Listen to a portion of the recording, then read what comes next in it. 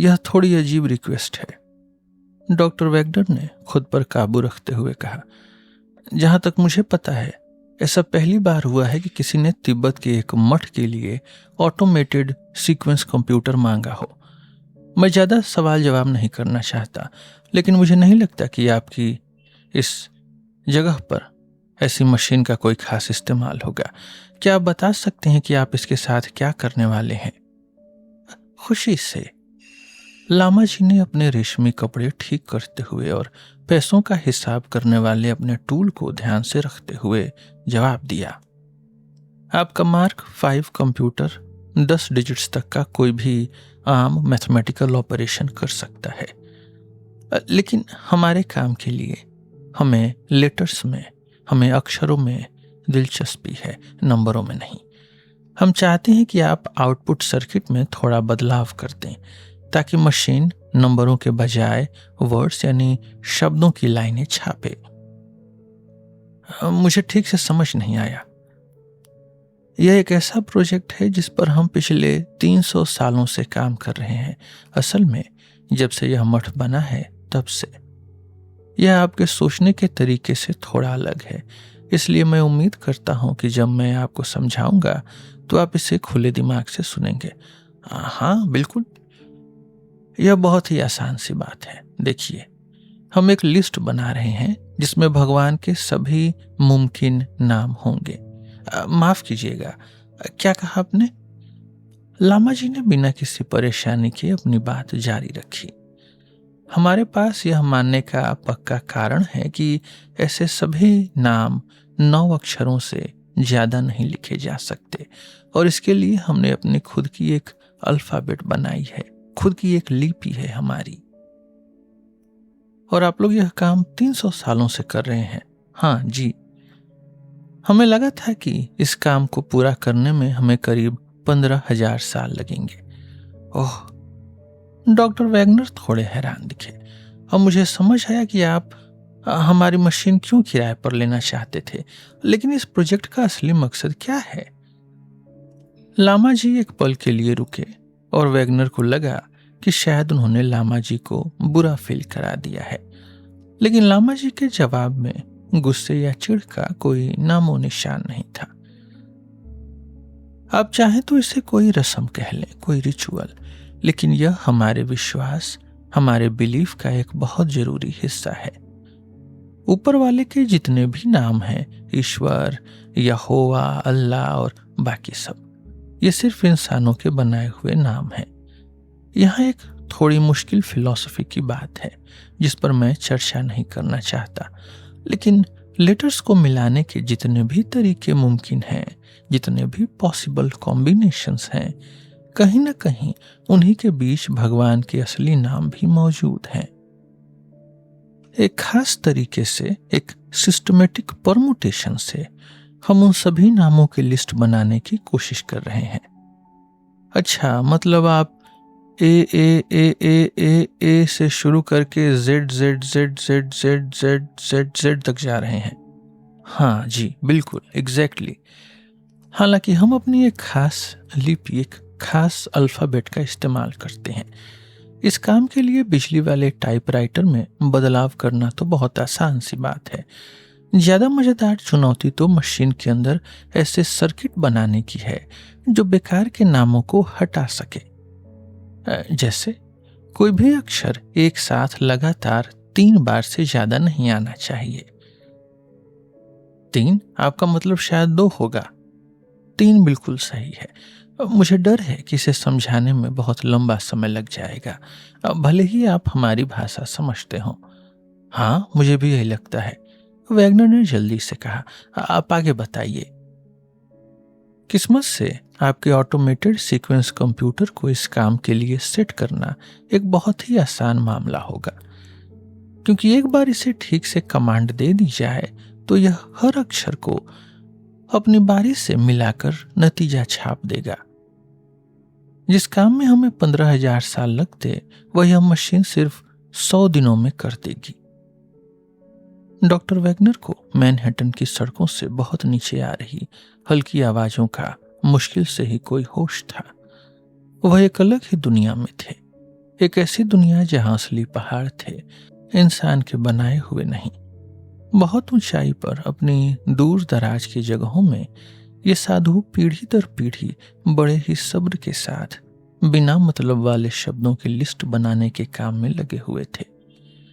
क्या इंसानों के पागलपन की कोई हद है? फिर भी उन्हें अपने अंदर की सोच का कोई अंदाजा नहीं लगने देना था। ग्राहक यानी कस्टमर हमेशा सही होता है, इसमें कोई शक नहीं है। डॉक्टर ने जवाब दिया कि हम इस तरह की लिस्ट छापने के लिए मार्क 5 में बदलाव कर सकते हैं। मुझे तो मशीन को वहां लगाने और उसकी देखभाल की ज्यादा चिंता हो रही है। आजकल के दिनों में तिब्बत तक जाना कोई आसान काम नहीं होगा। हम उसका इंतजाम कर लेंगे। मशीन के पुर्जे इतने छोटे हैं कि उन्हें हवाई जहाज से लाया जा सकता है। यह भी एक कारण था कि हमने आपकी मशीन को चुना। अगर आप उन्हें इंडिया तक पहुंचा दें तो हम वहां से आगे ले जाने के लिए ट्रांसपोर्ट का इंतजाम कर देंगे। और आप हमारे 2 इंजीनियरों को भी काम पर रखना चाहते हैं? हाँ जी, उन 3 महीनों के लिए, जब तक यह प्रोजेक्ट चलेगा। मुझे पूरा यकीन है कि हमारा स्टाफ डिपार्टमेंट यह सब संभाल लेगा। डॉक्टर वैगनर ने अपने डेस्क पैड पर कुछ लिखा। बस 2 और बातें हैं। इससे पहले कि वह अपनी बात पूरी कर पाते, लामा जी ने कागज की एक छोटी सी पर्ची निकाल कर रख दी। यह एशियाटिक बैंक में मेरे खाते के पैसों का पक्का सबूत है। आपका शुक्रिया, यह तो काफी पर्याप्त लग रहा है। दूसरी बात इतनी छोटी है कि मुझे इसे पूछने में भी झिझक हो रही है, लेकिन यह हैरानी की बात है कि अक्सर लोग सबसे साफ दिखने वाली चीज को ही अनदेखा कर देते हैं। आपके पास बिजली का क्या इंतजाम है? एक डीजल जनरेटर है जो 110 वोल्ट पर 50 किलोवाट बिजली देता है। इसे करीब 5 साल पहले लगाया गया था और यह काफी भरोसेमंद है। इसने मठ की जिंदगी को काफी आरामदायक बना दिया है, लेकिन असल में इसे उन मोटरों को बिजली देने के लिए लगाया गया था जो हमारे प्रार्थना के पहियों को घुमाती हैं। बिल्कुल, डॉक्टर वैगनर ने हाँ में हाँ मिलाई। मुझे यह पहले ही सोच लेना चाहिए था। 3 महीने बाद तिब्बत के पहाड़। छत की दीवार से नीचे का नजारा सिर चकरा देने वाला था, लेकिन वक्त के साथ इंसान को हर चीज की आदत हो ही जाती है। 3 महीने बीत जाने के बाद जॉर्ज हेनले को नीचे की 2000 फुट गहरी खाई या दूर दूर तक फैले शतरंज के बोर्ड जैसे खेतों को देखकर कोई हैरानी नहीं होती थी। वह हवा से घिसकर चिकने हो चुके पत्थरों के सहारे झुका हुआ था और उदासी से दूर के पहाड़ों को घूर रहा था, जिनके नाम जानने की उसने कभी परवाह नहीं की थी। जॉर्ज ने सोचा, यह उसकी जिंदगी में अब तक की सबसे पागलपन वाली बात थी। लैब में किसी मजाकिया इंसान ने इसका नाम प्रोजेक्ट शांग्री-ला रख दिया था। कई हफ्तों से मार्क 5 ऐसी अनगिनत कागज की शीटें निकाल रहा था जिन पर बिना मतलब के अक्षर छपे थे, बहुत ही सब्र से और बिना रुके। कंप्यूटर अक्षरों को हर मुमकिन तरीके से मिला रहा था और अगली कैटेगरी पर जाने से पहले एक तरह के सारे शब्द खत्म कर रहा था। जैसे ही बिजली वाले टाइपराइटर से शीटें बाहर आती थीं, साधु उन्हें बड़े ध्यान से काटते थे और बहुत बड़ी बड़ी किताबों में चिपका देते थे। ऊपर वाले का शुक्र है, बस एक और हफ्ते में वे लोग यह काम खत्म कर देंगे। किन अजीब से हिसाब किताब ने साधुओं को यह यकीन दिलाया था कि उन्हें 10, 20 या 100 अक्षरों वाले शब्दों तक जाने की कोई जरूरत नहीं है। यह जॉर्ज को नहीं पता था। जॉर्ज को बार बार एक ही डरावना सपना आता था कि कहीं इनके प्लान में कोई बदलाव न हो जाए और बड़े लामा जी, जिन्हें वे लोग मजाक में सैम जाफे बुलाते थे, हालांकि वह उनके जैसे बिल्कुल नहीं दिखते थे, अचानक से यह ऐलान न कर दें कि यह प्रोजेक्ट अब साल 2060 तक बढ़ा दिया गया है। ये लोग ऐसा करने की पूरी हिम्मत रखते थे। जॉर्ज ने हवा से भारी लकड़ी के दरवाजे के जोर से बंद होने की आवाज सुनी और चक आकर उसके बगल में छत पर खड़ा हो गया। हमेशा की तरह चक सिगार पी रहा था, जिसकी वजह से वह साधुओं के बीच बहुत मशहूर हो गया था। साधु लोग, ऐसा लगता था कि जिंदगी के छोटे मोटे और ज्यादातर बड़े मजे लेने के लिए खुशी खुशी तैयार रहते थे। यह एक बात उनके हक में थी। वे भले ही पागल हों, लेकिन वे बहुत ज्यादा रोक टोक करने वाले नहीं थे। जैसे वे अक्सर गांव की तरफ चक्कर लगाते रहते थे। सुनो जॉर्ज, चक ने बड़ी बेचैनी से कहा, मुझे एक ऐसी बात पता चली है जिसका मतलब है मुसीबत। क्या गड़बड़ है? क्या मशीन ठीक से काम नहीं कर रही? यह सबसे बुरी मुसीबत थी जिसके बारे में जॉर्ज सोच सकता था। इसकी वजह से उनकी वापसी में देरी हो सकती थी और इससे भयानक कुछ नहीं हो सकता था। उसे इस वक्त जैसा महसूस हो रहा था, उसमें अगर उसे टीवी का कोई विज्ञापन भी दिख जाता तो वह उसे भगवान के आशीर्वाद जैसा लगता। कम से कम वह घर से जुड़ने का कोई जरिया तो होता। नहीं जॉर्ज, ऐसी कोई बात नहीं है। चक छत की दीवार पर आराम से बैठ गया, जो थोड़ी अजीब बात थी, क्योंकि अक्सर उसे ऊंचाई से डर लगता था। मुझे अभी अभी पता चला है कि यह सब ड्रामा आखिर किस लिए हो रहा है। तुम्हारे कहने का क्या मतलब है चक? मुझे लगा था कि हमें सब पता है। हाँ, हमें पता है कि ये साधु क्या करने की कोशिश कर रहे हैं, लेकिन हमें यह नहीं पता था कि वे ऐसा क्यों कर रहे हैं। यह सबसे पागलपन वाली बात है। कुछ नया बताओ, जॉर्ज ने चिढ़ते हुए कहा। लेकिन पुराने सैम ने अभी अभी मुझे सब सच बता दिया है। तुम्हें तो पता है कि वह हर दोपहर कैसे मशीन से कागज की शीटें निकलते देखने आते हैं। खैर, इस बार वह काफी खुश लग रहे थे, या कम से कम जितना खुश वह कभी हो सकते हैं उतने तो थे ही।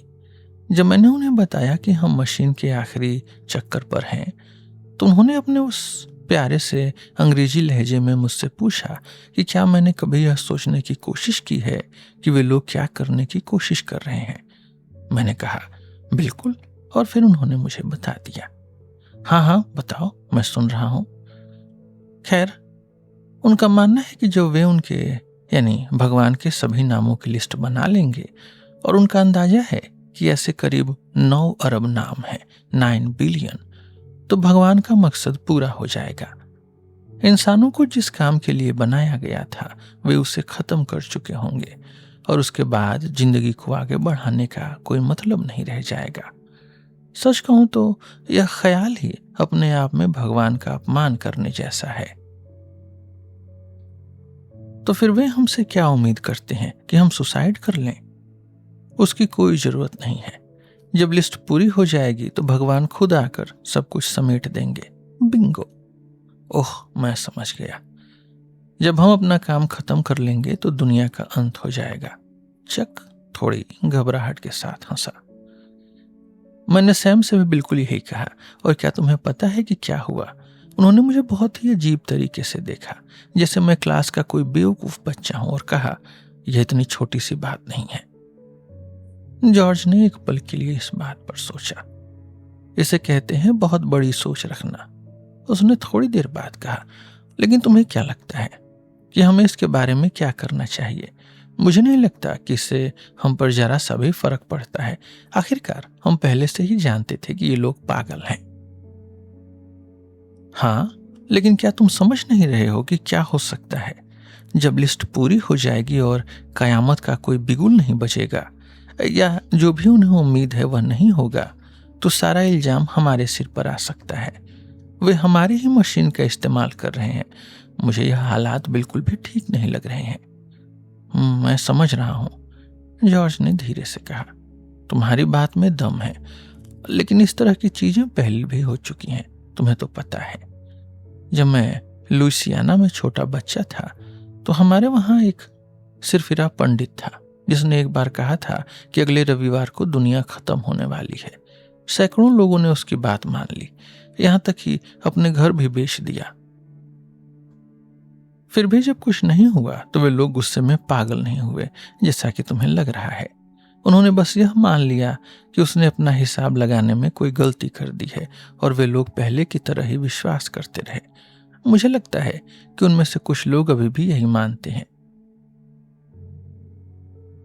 खैर, तुम्हारी जानकारी के लिए बता दूं, यह लुइसियाना नहीं है। हम यहाँ सिर्फ 2 लोग हैं और ये साधु सैकड़ों की तादाद में हैं।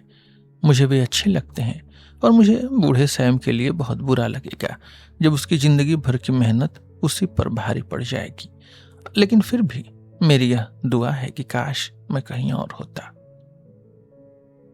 मैं तो कई हफ्तों से यही दुआ कर रहा हूं, लेकिन जब तक हमारा कॉन्ट्रैक्ट खत्म नहीं होता और हमें यहां से ले जाने के लिए ट्रांसपोर्ट नहीं आ जाती, तब तक हम कुछ नहीं कर सकते।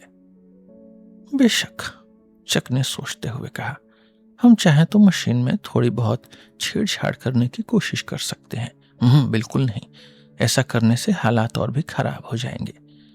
मेरे कहने का वो मतलब नहीं था। इसे इस तरह से देखो, अगर मशीन इसी तरह दिन में 20 घंटे चलती रही तो वह आज से 4 दिन बाद अपना काम खत्म कर लेगी। हमारी ट्रांसपोर्ट, हमारी सवारी 1 हफ्ते में आने वाली है, ठीक है?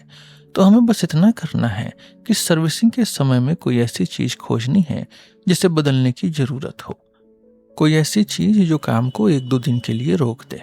हम उसे ठीक कर देंगे बेशक, लेकिन बहुत जल्दी नहीं।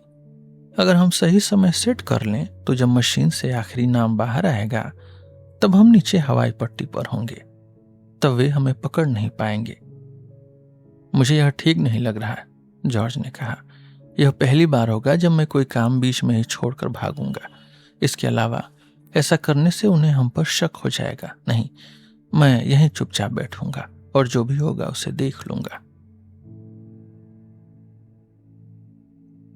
7 दिन बाद वापसी का सफर।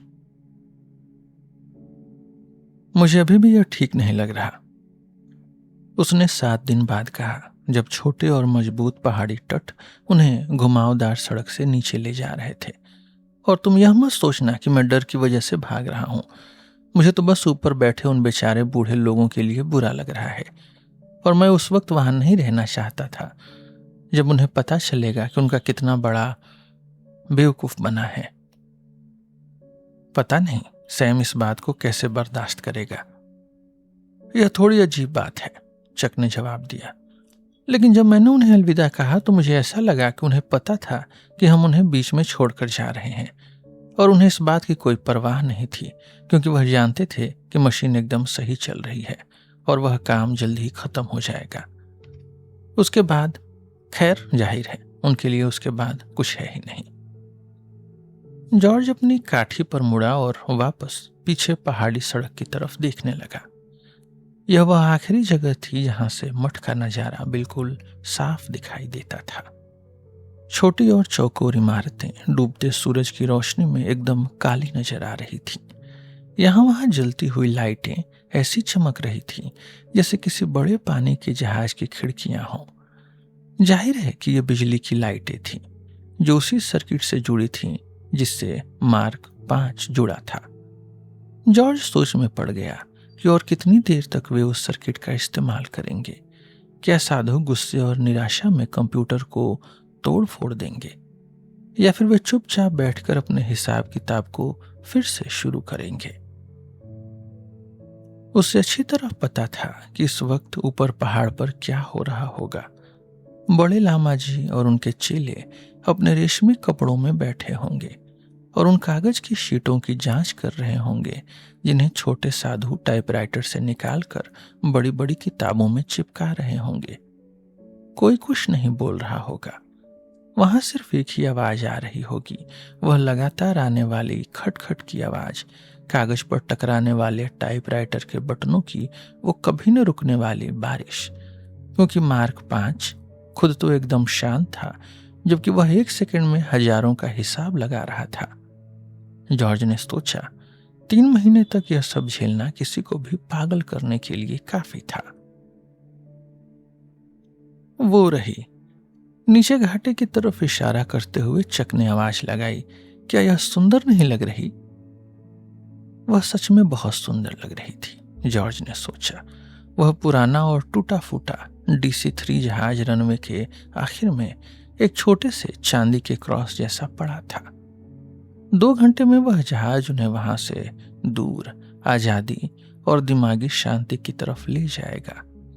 यह एक ऐसा ख्याल था जिसका मजा किसी बहुत बढ़िया शराब की तरह लिया जा सकता था।